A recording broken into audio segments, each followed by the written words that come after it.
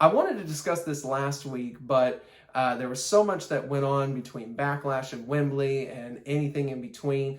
But I wanted to discuss how Dominic Mysterio has, in my opinion, as well as a lot of other people's opinion, become the best heel in wrestling today, and that does include MJF.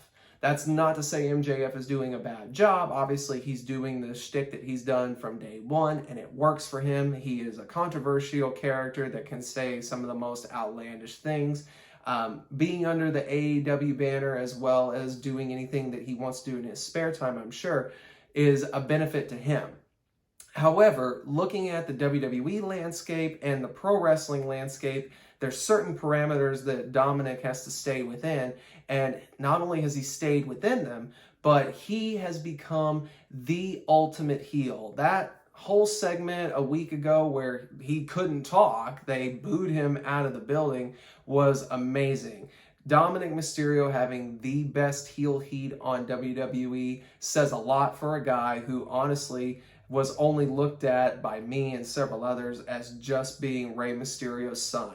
Ever since he got out of that shadow and joined the Judgment Day faction, his stock has skyrocketed and his whole heat magnetism has just grown tenfold.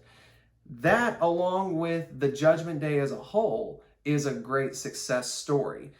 Really, when you look at it, who really thought Judgment Day was going to be anything? Obviously, Edge being the original leader, there was stuff that was planned. Things then changed, Balor got in the mix, and it looked like Judgment Day was going to be dead in the water.